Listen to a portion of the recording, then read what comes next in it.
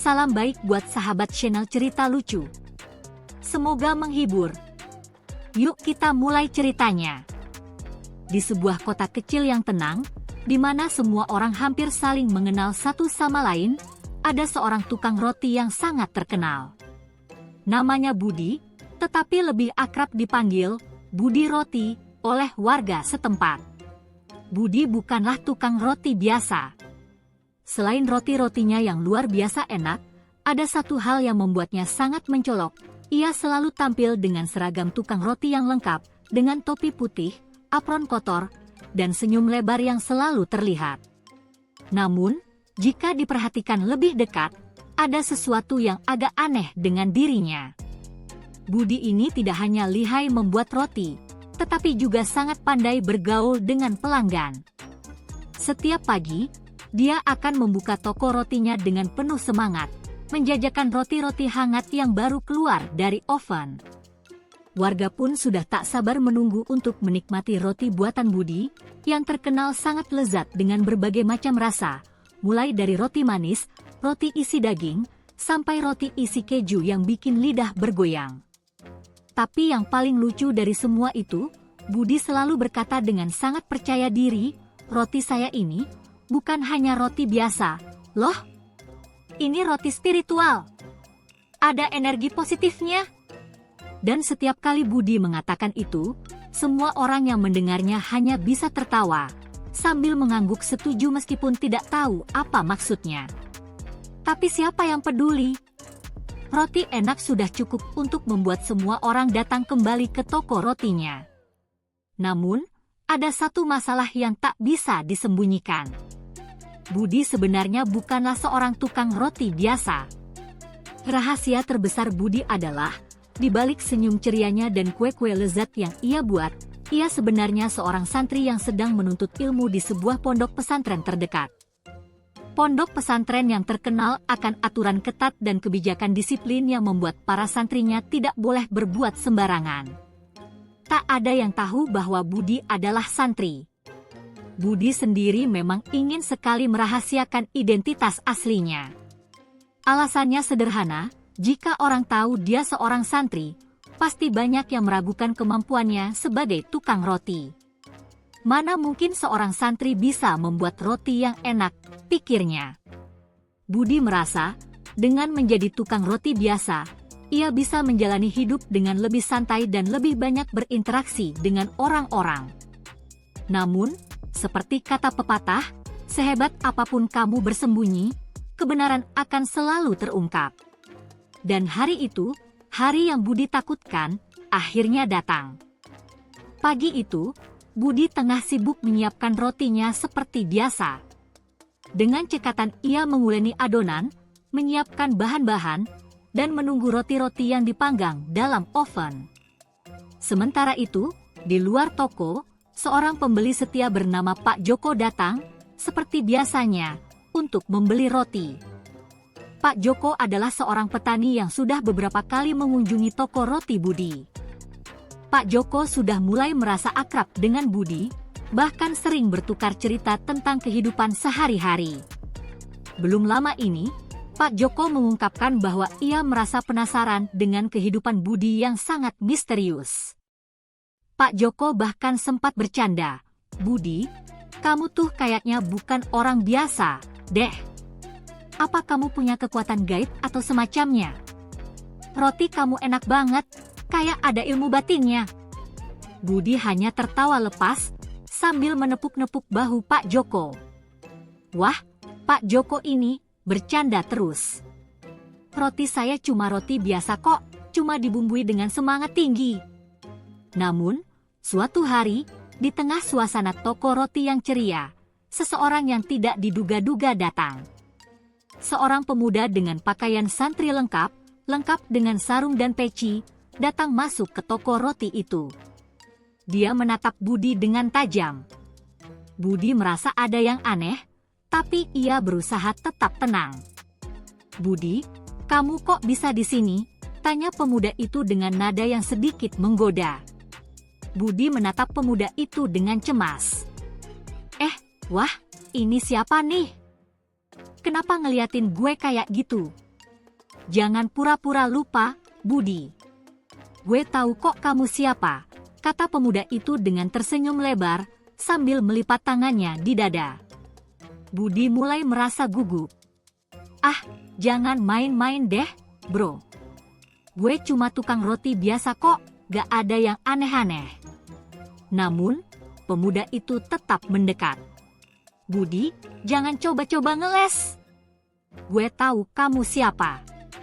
Bukankah kamu pernah satu kelas sama gue di pondok pesantren? Ya, kamu. Budi si tukang roti yang sekarang pakai topi putih itu. Budi terkejut. Apa? Enggak mungkin. Lo salah orang, deh. Budi berusaha tertawa, tapi hatinya mulai gelisah. Pemuda itu mengangkat alis, masa sih? Kamu yang dulu suka tidur pas pelajaran tafsir, yang selalu pinjam kitab Al-Quran gue buat dicoret-coret? Hah? Kamu siapa kalau bukan Budi? Saat itulah Budi sadar bahwa ia sudah ketahuan. Pemuda itu adalah Rizky, teman lama di pondok pesantren, yang juga sangat terkenal dengan keisengan dan kecerdasannya. Rizky memang dikenal suka mengungkapkan hal-hal yang tidak terduga, dan kali ini, ia berhasil membongkar identitas asli Budi. Budi pun merasa panik dan bingung. Rizky, jangan berisik. Jangan bilang-bilang kalau gue ini santri. Budi berbisik dengan cepat, berharap tak ada orang lain yang mendengar. Rizky hanya tertawa lebar, dan berkata, jangan khawatir, Budi. Gue gak bakal bocorin ke orang-orang. Tapi, lo kok bisa jadi tukang roti sih?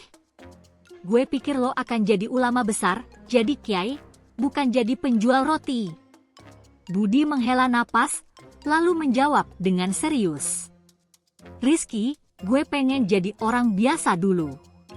Gue capek dengan aturan-aturan di pondok.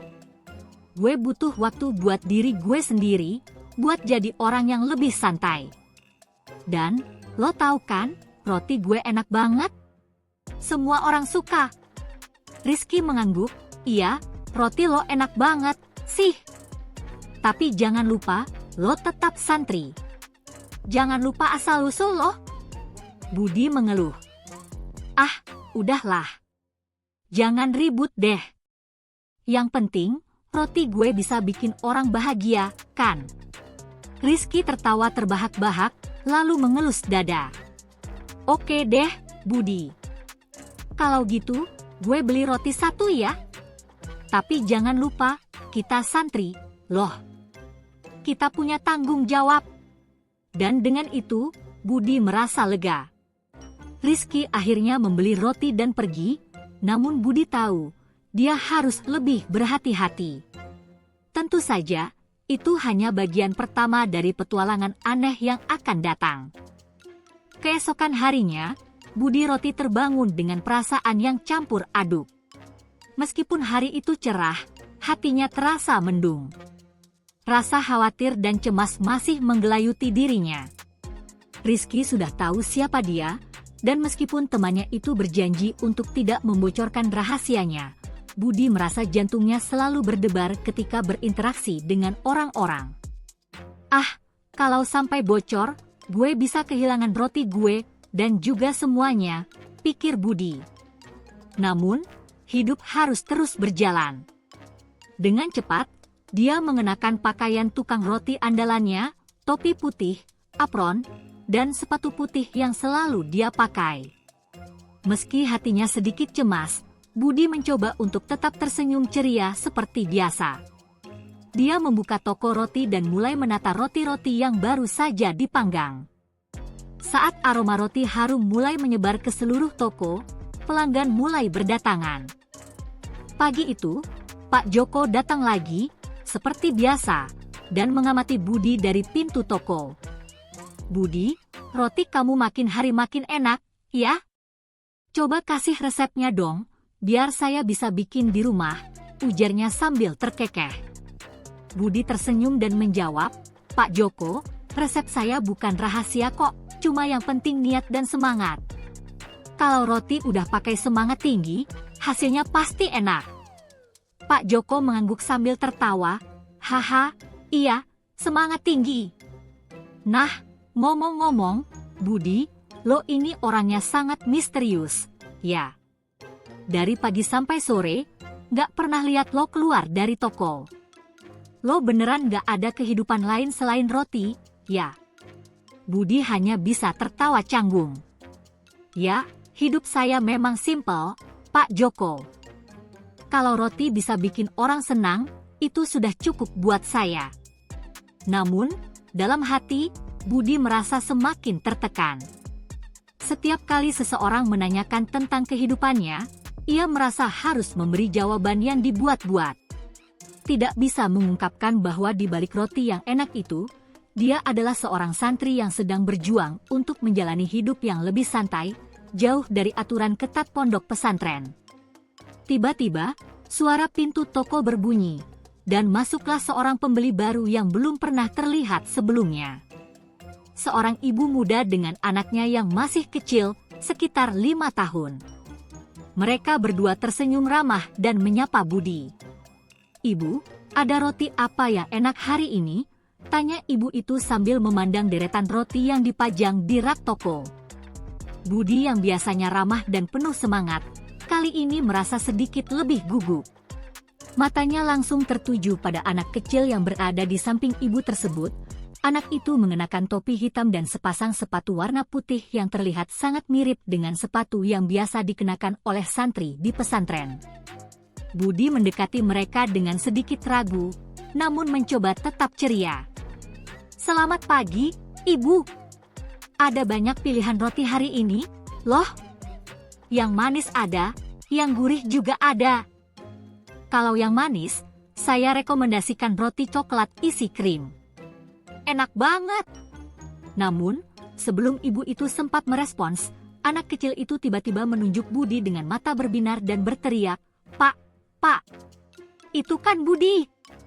Budi dari pondok pesantren. Aku ingat wajahnya. Dia santri. Ibu, dia santri." Budi terperanjat. "Apa?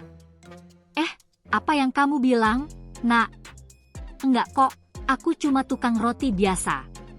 Namun, anak itu tidak menghiraukan penjelasan Budi dan terus melompat-lompat kegirangan. "Budi dari pondok? Ibu. Budi yang selalu nyanyi di pesantren itu, kan?" Ibu itu menatap Budi dengan bingung, lalu kembali ke anaknya. "Nak, kamu yakin? Mana mungkin tukang roti ini seorang santri?" Budi langsung merasa seolah-olah dunia sekitarnya runtuh. Rasa gugup semakin besar. Dia mencoba memberi senyum yang meyakinkan. "Enggak, Ibu. Itu bukan saya. Kamu pasti salah lihat." Namun, anak kecil itu dengan polosnya terus-menerus berseru, tapi dia yang selalu baca doa waktu upacara bendera di pondok. "Ibu, aku yakin itu Budi."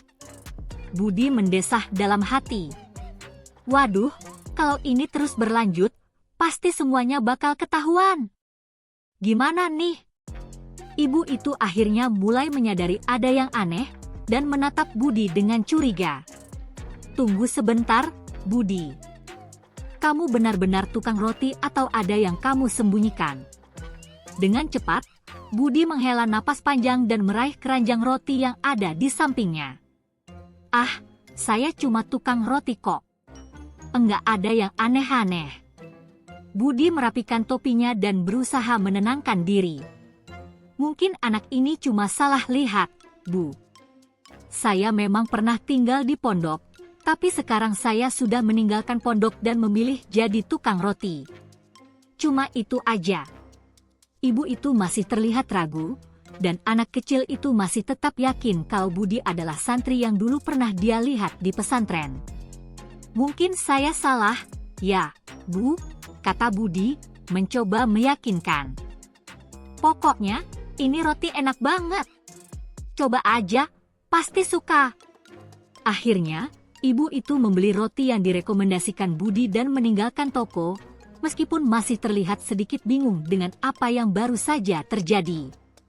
Setelah mereka pergi, Budi merasa lega, meskipun perasaan aneh masih mengganggunya.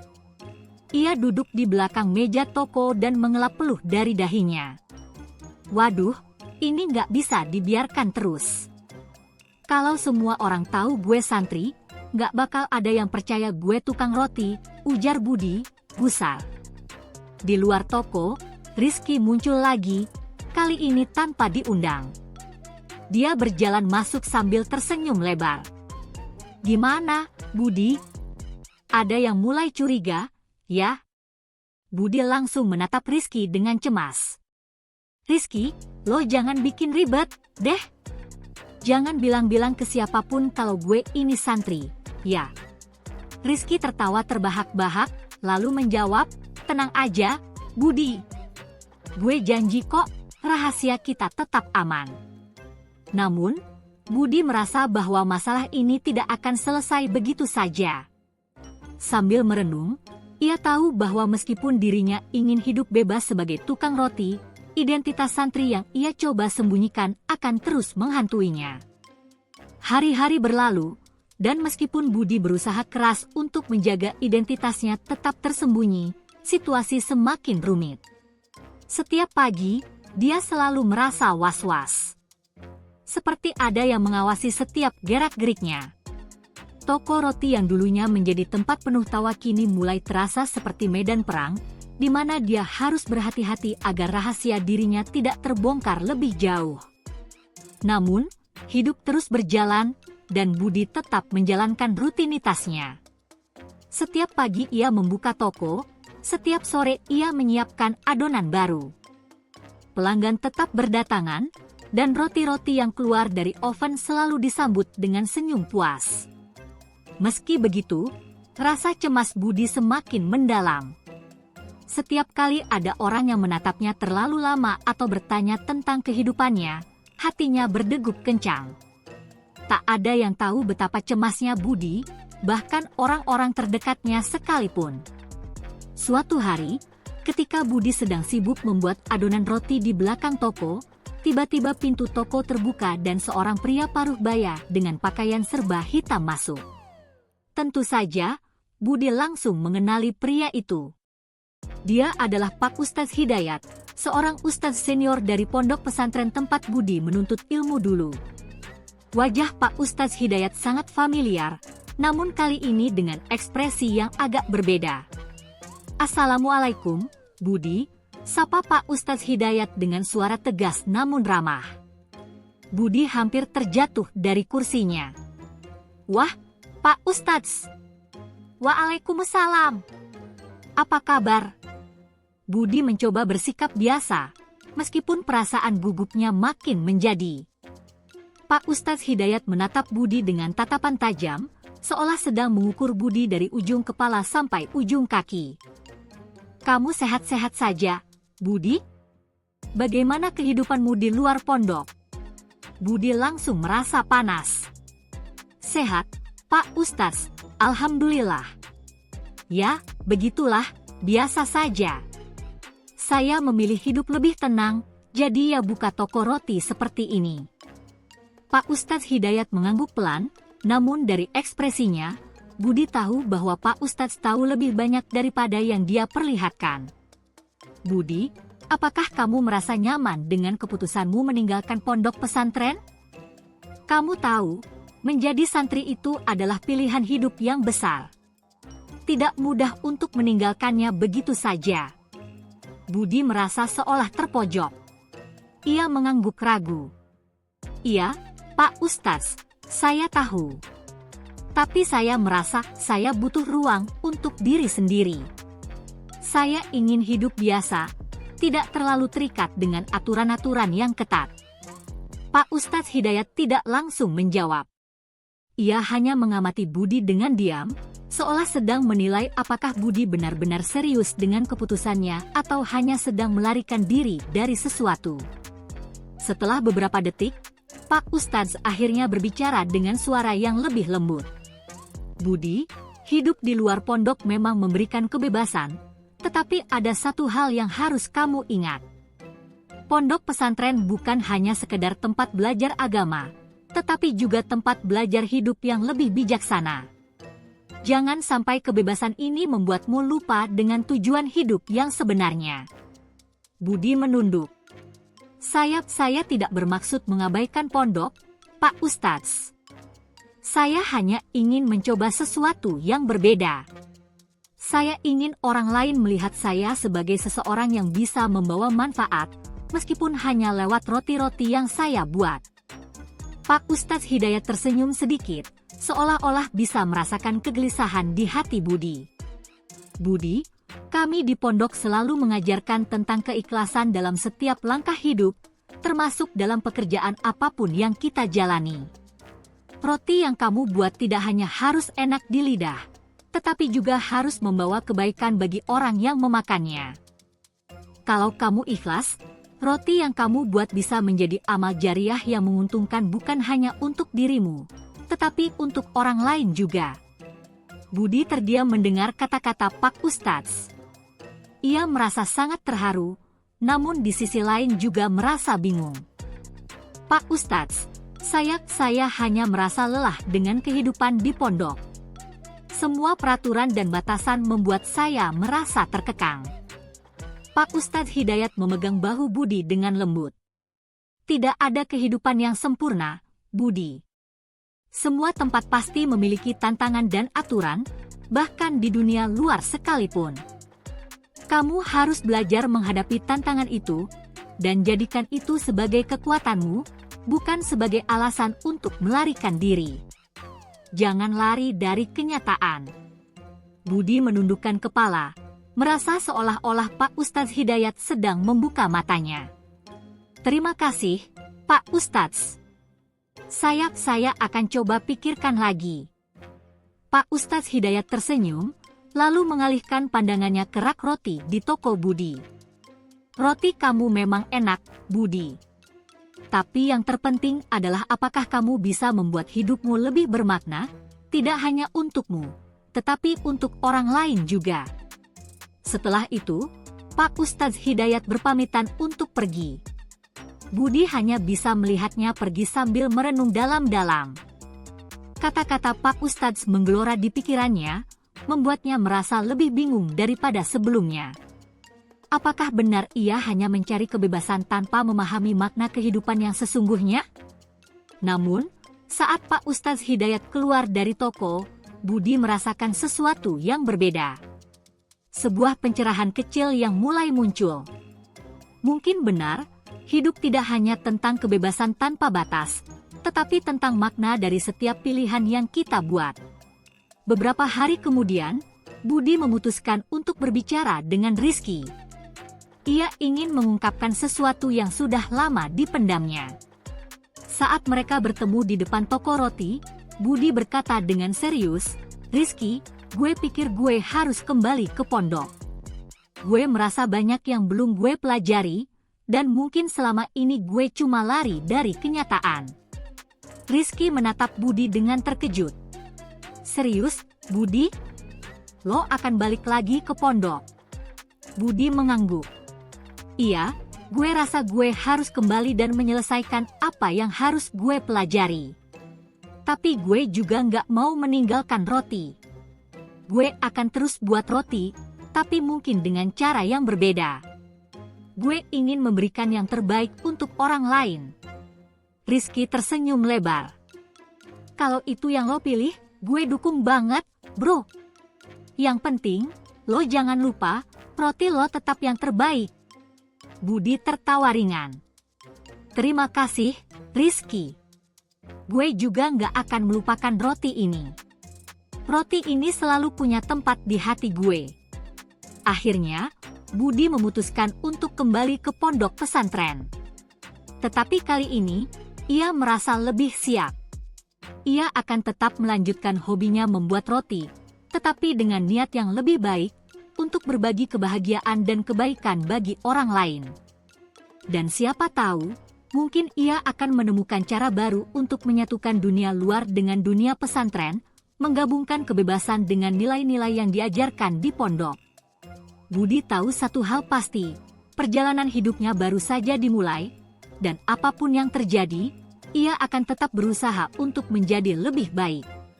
Dan roti-roti buatannya, entah itu di toko atau di pondok, akan selalu membawa senyum dan kebahagiaan bagi mereka yang menikmatinya.